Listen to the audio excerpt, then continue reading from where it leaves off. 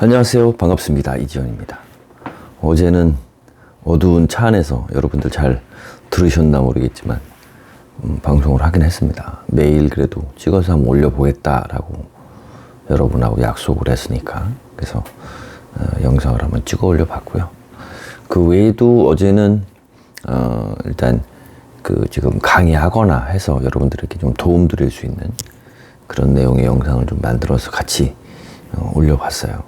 그래서 그것도 조금 더 이제 보완도 좀 하고 어떤 이제 강의 스킬에 좀 이렇게 녹여 넣어서 여러분들하고 좀 같이 만날 수 있게 좀 준비를 하기 위해서 노력을 하고 있고, 그건 역시도 조금씩 일단은 목차별로는 아직 강의가 준비가 되지 않아서 일단 여러분에게 하고 싶은 이야기들을 좀 두서없이 하지만 나중에 시리즈로 묶거나 부족한 것들은 채워서 하나의 이제 커리큘럼 형태로 완성을 하는 그런 방법을 좀 취해 보도록 하겠습니다. 여러분들 많이 좀 응원해 주시고, 유튜브 영상도 매일 꾸준하게 하면 무언가 변하겠지라는 생각을 가지고 한번 계속 해보도록 하겠습니다.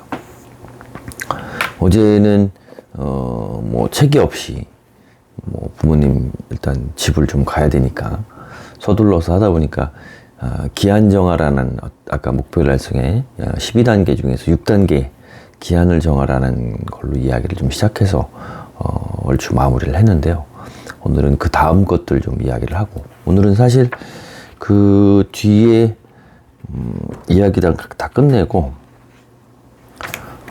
원래 231페이지 지속적인 행동 테크닉 사용 이 부분 좀 읽고 일단은 요 단원을 다 마무리를 졌거든요. 근데 이제 여기서는 그렇게 여러분들에게 전달 해줘야 되겠다라는 생각은 드는 게 없더라고요. 그래서 그 다음 이제 챕터 6 슈퍼의식을 깨우는 마스터 파워라고 하는 것은 내일서부터 읽어 나갈 거고, 어제 6단계 기한을 정하라 이후에 여러분하고 조금 나눌 수 있는 것도 오늘 정리해서 좀 나누고 또 아침 포스팅 좀 들어가도록 하겠습니다. 어제 대부분 6단계 기한을 정하라라고 하는 내용을 하면서 이야기는 전반적으로 좀 드렸는데, 그 중에서 좀 읽어드려야 할 대목 같은 것들을 한번 먼저 정리해서 읽어드리겠습니다. 일단 220페이지 6단계 기한을 정한다에서 유형의 목표에 기한을 정하면 마음속에 그것이 프로그램화되어 잠재의식의 강제 시스템이 작동한다. 이 강제 시스템은 기한일까지는 무슨 일이 있더라도 반드시 목표를 성취하게 한다. 하지만 무형의 목표에 기한을 정하면 같은 강제 시스템이 작동하기는 하지만 이번에는 기한일이 닥쳐서야 목표 달성에 필요한 특성을 발휘한다.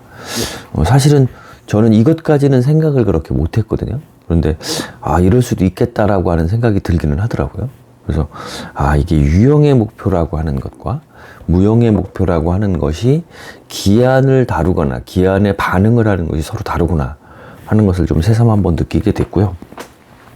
무형의 것들은 그런 형태의 것이다. 그러니까 일단 어제 영상에서도 얘기를 드렸지만 유형, 무형을 구분하는 단순한 방법은 이럴 것 같다라고 저도 생각을 한 게 뭐냐면, 시간이 지난 뒤에 마음만 먹으면 여러분이 한 시간이 됐든 하루 만에 그 결과를 얻을 수 있는 목표, 그러한 것들은 좀 무형 목표로, 그 다음에 그렇지 않은 것, 그렇게 이루어내기는 벼락치기 같은 공부를 해서 이루어내기가 어려운 것, 이거는 유형의 목표, 이렇게 구분을 하시면 되지 않을까라는 생각이 듭니다.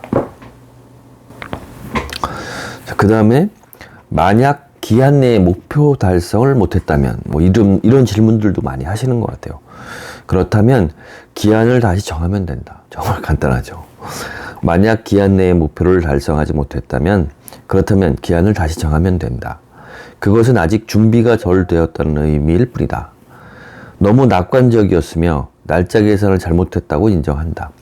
새로운 기한도 지키지 못했다면 목표를 달성할 때까지 계속해서 다시 새로운 기한을 정하면 된다. 이렇게 단순하게 생각을 하고, 일단은 기한에 너무 얽매이지 말아라라고 하는 뜻 같아요. 그러니까 일단은 기한을 지키지 못했다라고 하더라도 다음 기한을 정해서 꾸준하게 해나가는 것, 무언가 의미 있는 것들을 포기하지 않고 해나가는 것이 중요하다라고 하는 것을 아마 다시 한번 이야기를 하는 것 같습니다.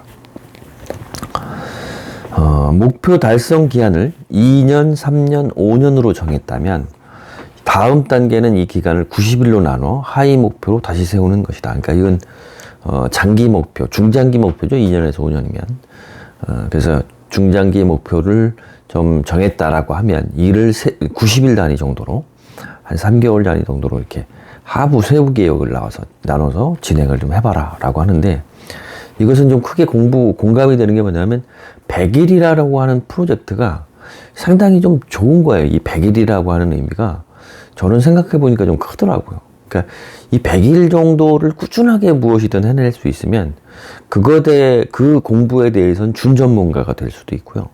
여러분이 원하는 모습으로 바뀔 수 있는 어떤 그러니까 이제 습관화되는, 그러니까 그냥 단순하게 시작하는 이게 아니라 변화가 되는 게 아니라 여러분이 습이 배인다라고 하는 그게 약 90일에서 100일 사이입니다.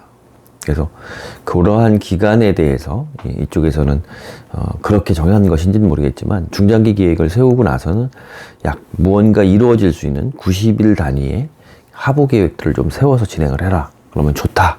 이런 얘기를 하는 거고요. 이 부분은 좀 제가 별표를 쳤네요. 이 부분은 좀 기발했던 것 같아요.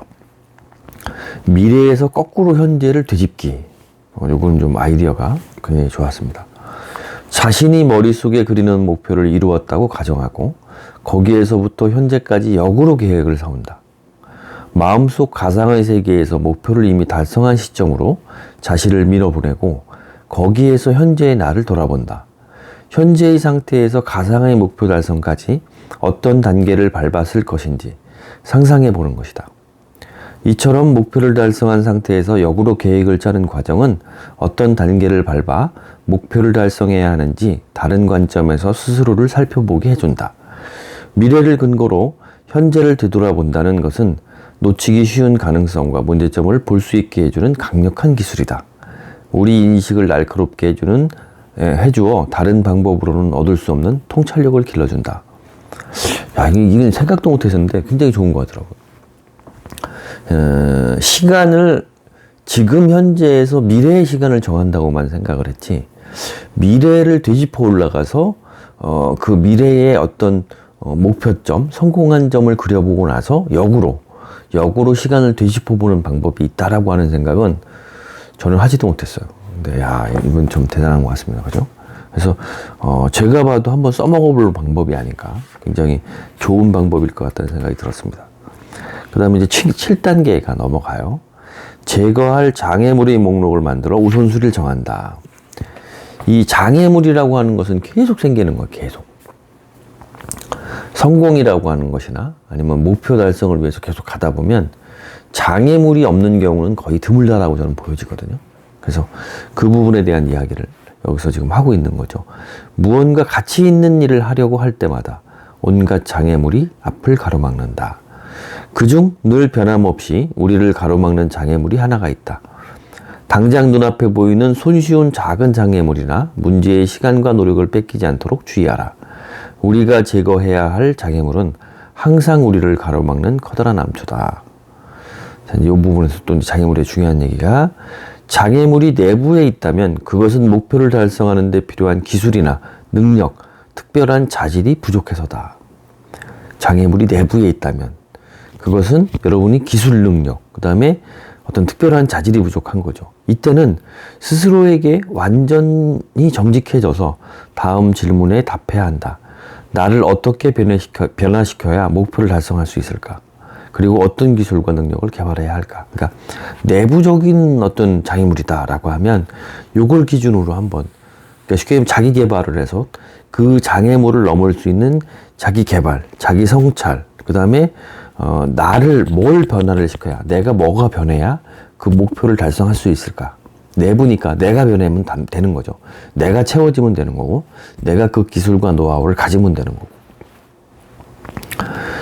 자신을 자꾸 주춤거리게 하는 장애물을 찾아내려고 스스로에게 던져야 할 두 번째 질문은 프로세스의 어느 부분이 목표 달성의 속도를 떨어뜨리는가이다. 감속 요인이 무엇인가이다. 현재 모습에서 바람직한 미래의 모습으로 변하는 과정에서 무엇이 목표 달성의 속도를 결정할까? 예를 들어 판매업에 종사한다면 더 높은 수입을 버는데 판매의 규모와 횟수가 감속하는 요인을 이제 찾아내는 거죠.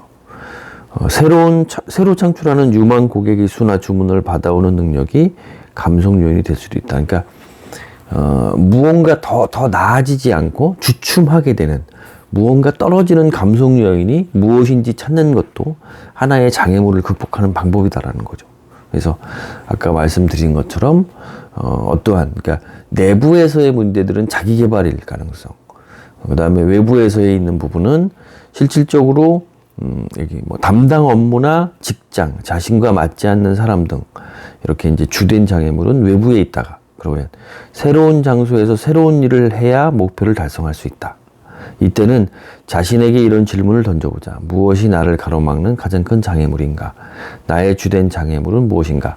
그러니까 외부적인 것은 그 장애물에서 벗어나라는 거고, 내부적인 장애물은 여러분이 자기 개발이라든가 아니면 어떤 기술, 필요한 어떤 노하우들을 습득을 해서 극복을 해라. 장애물을 넘어라. 이런 표현인 것 같습니다. 8단계는 목표 달성에 필요한 정보를 수집한다라고 하는 부분이에요. 자, 중요한 얘기네요. 현재는 지식 기반 정보화 사회로 가장 성공한 사람은 다른 사람보다 핵심적인 정보를 더 많이 보유하고 있다. 맞는 얘기 같습니다. 이거는, 그죠?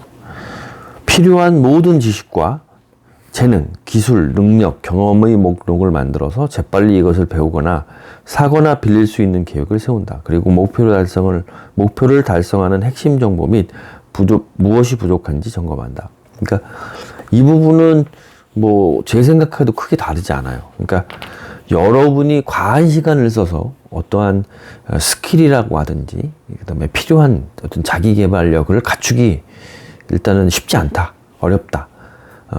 가성비적으로 따져서 너무 공이 들어간다. 여러분이 또 이 부분은 그렇게 좋아하는 일이 아니라 꼭 필요한 일이긴 하지만 좋아하는 일이 아니라 꾸준하게 할 수 있는 동기부여가 부족할 것 같다라고 하면 그것을 직접 자기 개발하고 부여하려고 하지 말고, 여기서 이야기하는 것처럼 필요한 모든 지식과 재능, 기술, 능력, 경험의 목록을 만들고 이걸 재빨리 배우거나 사거나 빌릴 수 있는 계획을 세운다.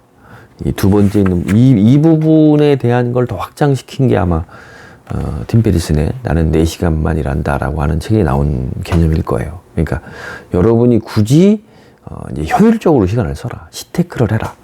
여러분이 배울 수 있는 것들은 빨리 배워서, 꼭 필요한 것들은 배워서 나가고, 그렇지 않은 경우는 그 배우는 것에 시간이라든지 공을 들일 시간에 그것을 사거나 빌리는 방법을 통해서 여러분이 원하는 걸 얻어라 라고 하는 이야기인 것 같습니다. 다음으로는 9단계. 자, 이제 우선순위에 따라 도움과 협력이 필요한 사람들의 명단을 작성한다. 자, 이거는 굉장히 좋죠. 그래서 이 부분 한번, 보상의 법칙 중에서 이 부분 한번 읽어보겠습니다. 저마다 자신만의 독특한 동기부여 요인이 있다. 다른 사람의 협조를 얻고 싶은가? 그렇다면 상대방에게 무엇을 해주어야 그들의 도움과 협조를 이끌어낼 수 있을까라고 자신에게 질문해 보아라. 이것이 다른 사람의 협조를 구하는 출발점이다. 중요한 얘기죠. 그러니까 일단은 여러분이 원하는 게 있으면 상대방에게 뭘 해줘야 내가 원하는 걸 얻을 수 있을까에 대한 고민을 꾸준하게 하라는 거죠. 그래서 지금 제가 하고 있는 나눔도 이 맥락과 크게 다르지 않거든요. 그래서 뭐 이번 꼭 브라이언 트레이시가 책에서만 이게 나온 얘기가 아니라 정말 좋은 부분은 제가 그동안에서 읽었던 자기계발서나 성공 철학에 관한 얘기를 거의 집대성하지 않았나라는 생각이 많이 들어요. 그래서 요 강연을 했던 것들을 핵심적으로 담은, 그래서 이제 어느 분이 이 브라이언 트레이시 그 강의를 들으러 가서 그런 어떤 필요한 내용을 좀 들으셨던 모양이에요. 그래서 요 책 한 권에 거의 본인의 하고 싶은 얘기는 다 압축이 돼 있다라고 해서 얼른 읽어보고 있는데 이게 역시 좋았습니다.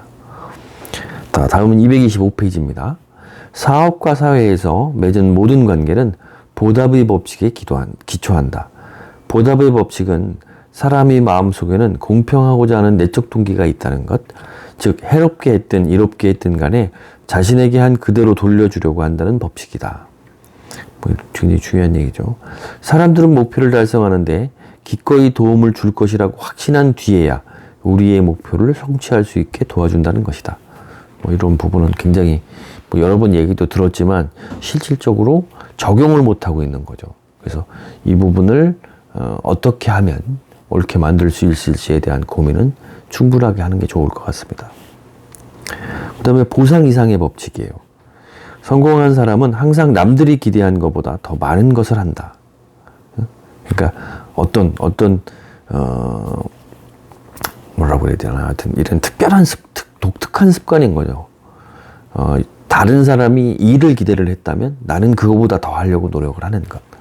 이런 보상 이상의 법칙들을 많이 활용을 한다. 자, 그 다음에 10단계입니다. 10단계. 계획을 세운다. 자, 계획이란 시간과 우선순위에 따라 체계화시킨 일련의 활동이다. 요 딱 한 줄이 어떤 계획이라는 말을 정말 함축적으로 얘기를 한 것 같아요.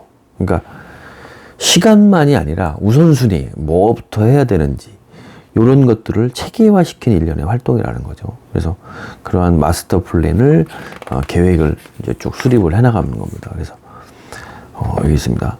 좋은 목록은 올바른 길을 제시하고 목표를 성취할 가능성을 높여준다.